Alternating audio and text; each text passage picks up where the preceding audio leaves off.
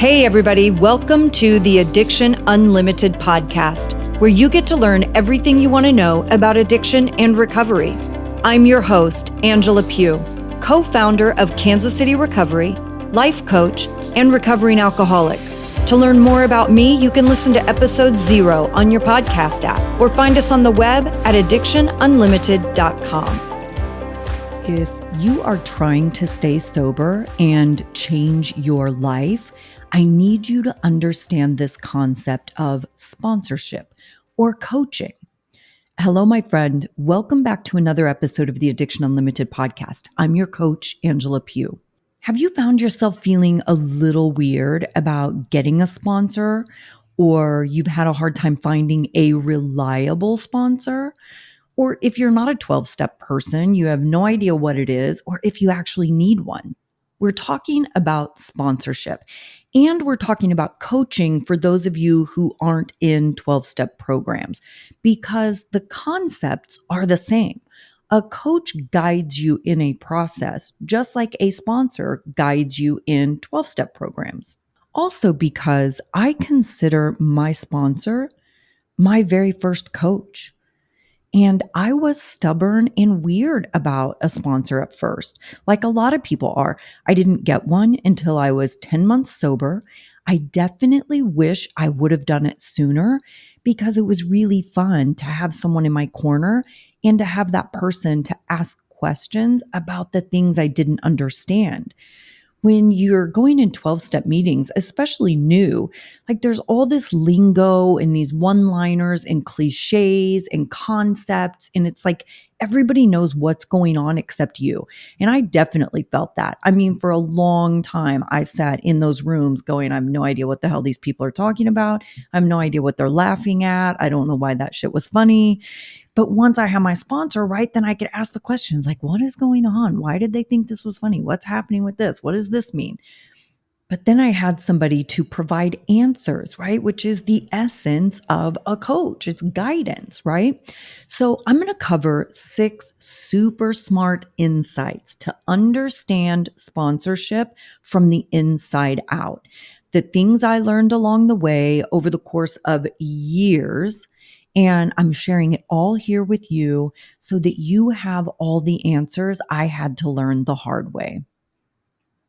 And we're talking about 12-step sponsorship, right? Sponsorship really is akin to 12-step programs, but also talking about coaching for those of you that aren't in 12-step programs and have no desire to go to 12-step programs, right? Because like I said, I consider my sponsor my very first coach.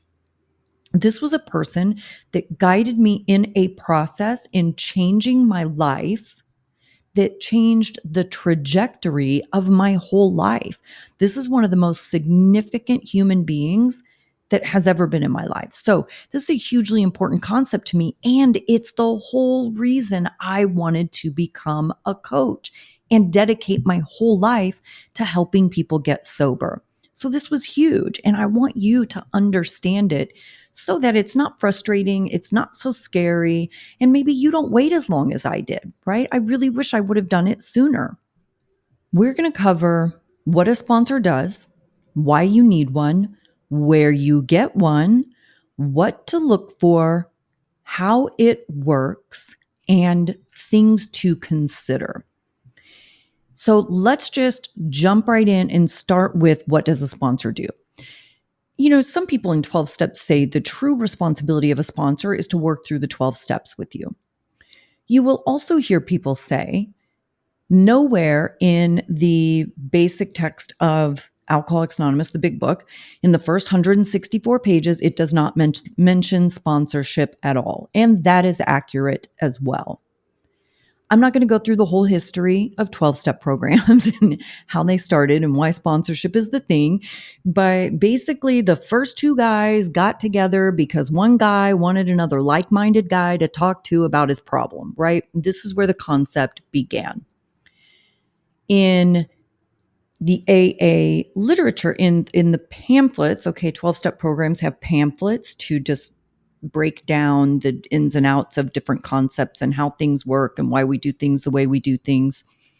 In the sponsorship pamphlet, it says, The process of sponsorship is this: an alcoholic who has made some progress in the recovery program shares that experience on a continuous, individual basis with another alcoholic who's attempting to attain or maintain sobriety through AA. That's sponsorship. Listen, that same sentence could be said about coaching.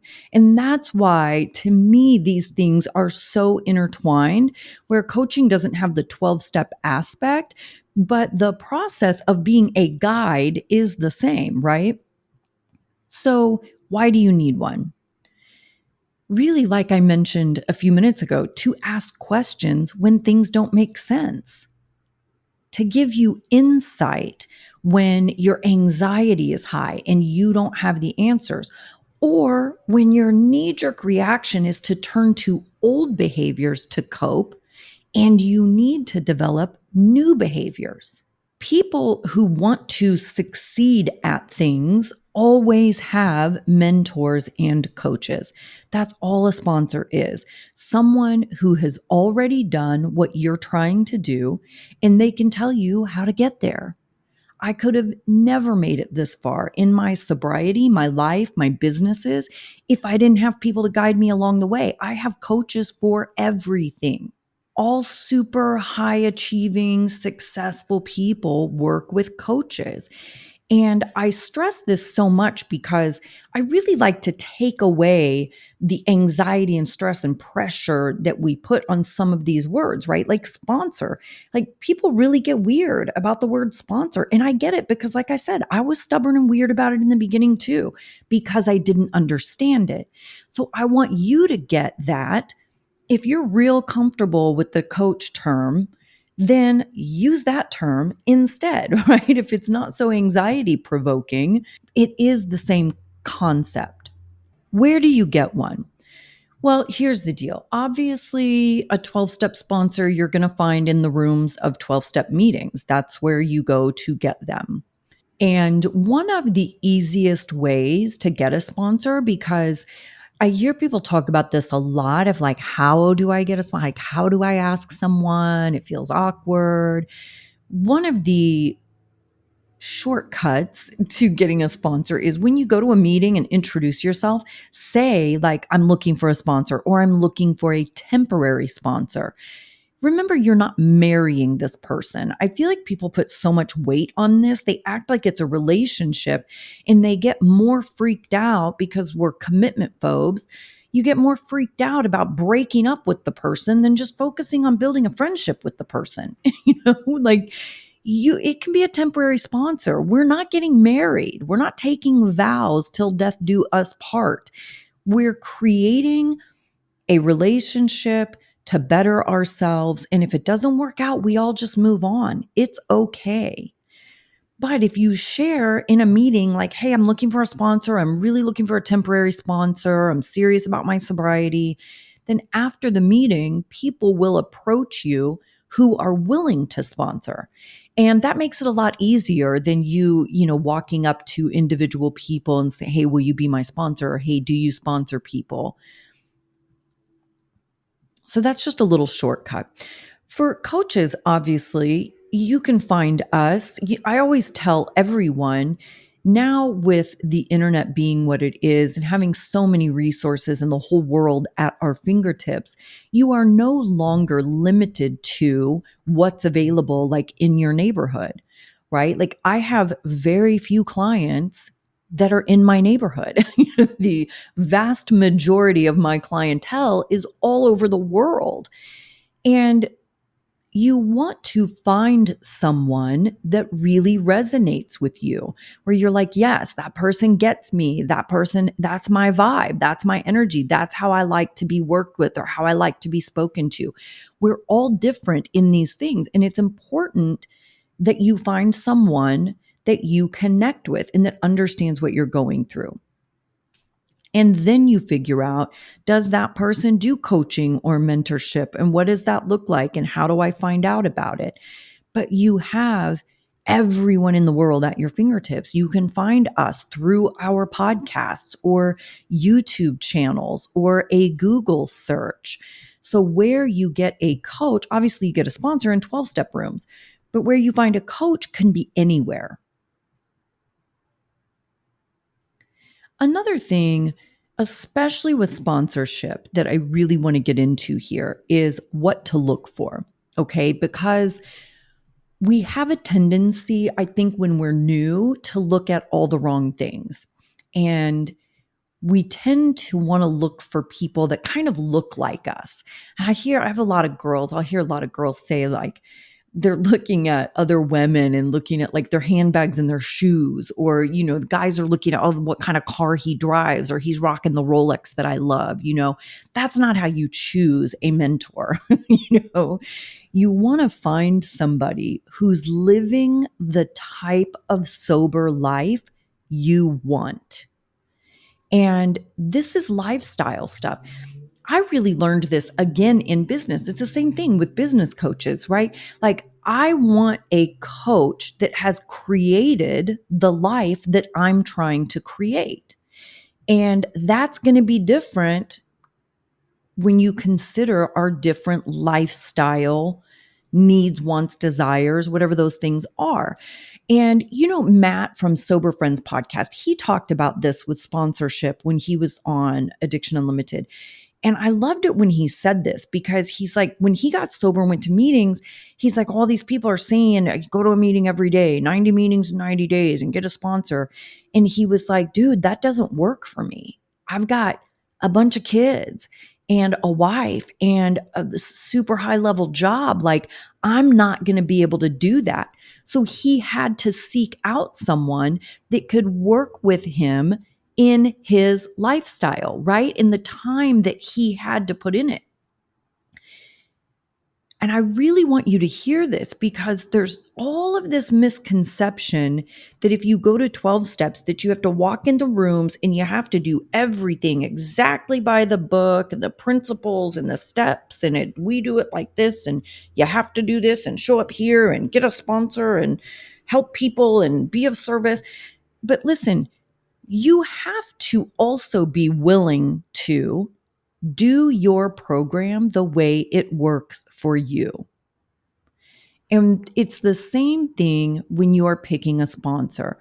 Pick a person who is living a life that you admire. All the details don't have to match, right? But if you're married and have kids, maybe you want someone who's also married and has kids.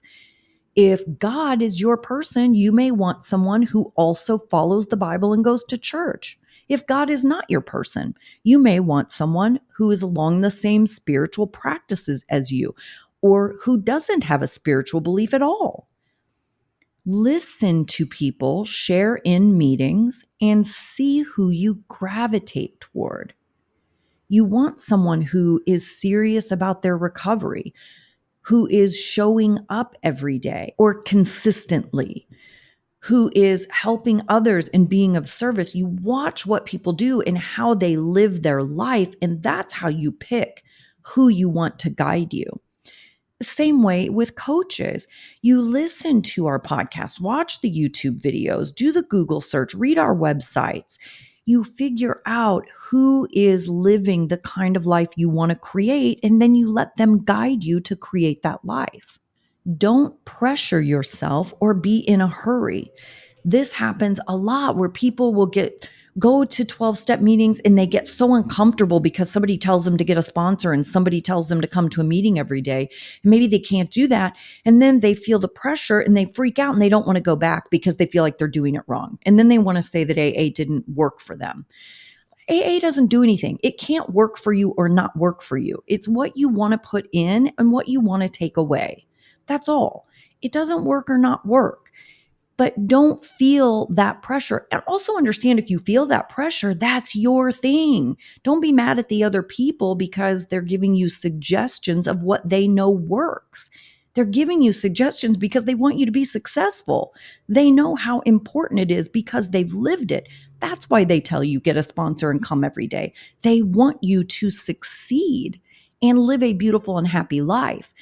But if you feel pressure from that, you got to figure out a way to remove that pressure. That's your thing internally. But don't be in a hurry. Don't pressure yourself. Watch and listen and look for people, again, who aren't only showing up in sobriety in a way that you respect and admire, but who are also showing up in their life in a way that you respect and admire.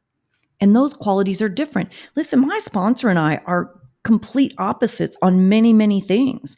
My sponsor is a pretty religious person and a church going person and a family man. And he's male. I'm a girl, right? Which is another thing you're not supposed to do for good reason. But we had a lot of things that weren't in line. But what I loved was how serious he was about his recovery, and that I sat in meetings every single day and he was there every single day, and he had decades of sobriety. That's the person I want to follow, right? That's the person I want guiding me. The person who's not effing around, who takes it seriously. It was that important to me to not drink. I was willing to do anything. That's how you know you're really ready to be sober. You're not fighting things anymore. You're not disagreeing with, oh, I don't need to do that. That's not going to work for me. I don't want to go there. I don't want to do that.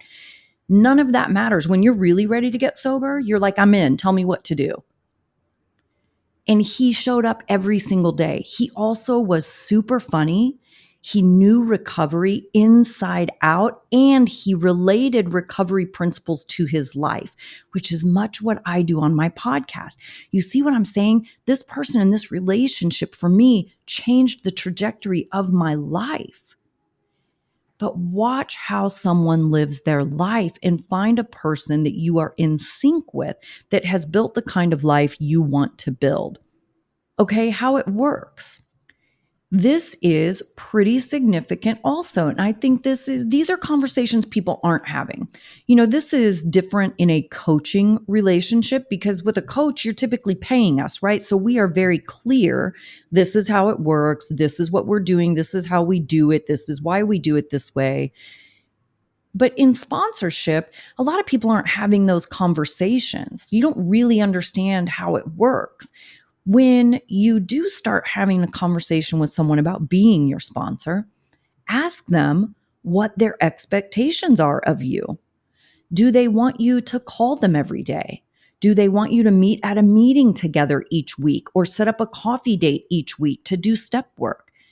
It's important to have clarity going in to avoid confusion later on. Also understand that every person is going to sponsor differently. There's not a blueprint on sponsorship. Everybody has their own way, their own thing, their own spin. They have different things that work for them that they like to teach. Everybody has their own way of doing things. Some sponsors are pretty hard. My sponsor was very hard. I don't think he's hard anymore. I think he's lightened up a lot. But in my day, he was very hard. And I loved that because I thrive on that. I like the directness. I don't want to beat around the bush and give me flowery language. Just tell me what the fuck I need to do and how I'm messing it up, right? Like, I appreciate that. You probably get that also from me. Everybody says my no BS approach. It's the same thing. I learned that from him because that's how I learn. So I needed that vibe. You may not need that vibe. You might need something a little bit different. But find the person that has the right energy, the right approach, and ask them, okay, how do we do this together? How do we make this work? What do you need from me? Now, sponsors also will do different things to really gauge how serious you are. You know, a lot of sponsors will say, call me every day. And this was my experience. My sponsor said, call me every single day. And I did. I thought he was fantastic. I love calling him. Now, he didn't always answer the phone. A lot of times I was leaving messages. And one time I said to him, I was like, dude, I've called you 3 days in a row. You haven't answered the phone. And he goes, well, it's not my responsibility to answer the phone. It's your responsibility to call me because I asked you to. And I was like, oh, okay, I get it. I get it. This is one of those things. It is a bigger life lesson that he was teaching me. He was teaching me how to be consistent, how to continue to show up, how to be dedicated and committed to doing the thing he asked me to do. Those were all very valuable life lessons I needed to learn. Also, a sponsor wants to know that you are serious about doing the work. I don't want to take a bunch of time out of my life and away from my hobbies and my family if you just want to half ass it and show up sometimes, right? That's not cool. But establish with the person when you're having sponsorship conversations, establish with that person, like, how does this work? How do you do this? What do you expect from me? How do you want me to show up for this? And the last one, things to consider, okay? And this, I just touched on this a little bit about how you need to show up and taking it seriously, right? Remember that sponsors are people with jobs and kids and busy lives just like you. So, one, don't be discouraged if the first person you choose doesn't work out. It can definitely be more challenging than expected. And not only are sponsors just regular people just like you, they're also alcoholics and addicts. So we have, just because we've been sober a long time doesn't mean we're problem free, right? They have families and jobs, their own recovery to manage. And they're not always going to do everything perfectly. They're still just human beings. And many people in recovery have bigger issues. Everybody's got the greatest of intentions, but you're talking about people that can have really bad boundaries, that can struggle saying no, right? You have a lot of people pleasers in 12-step programs for sure. A lot of people struggle with people pleasing.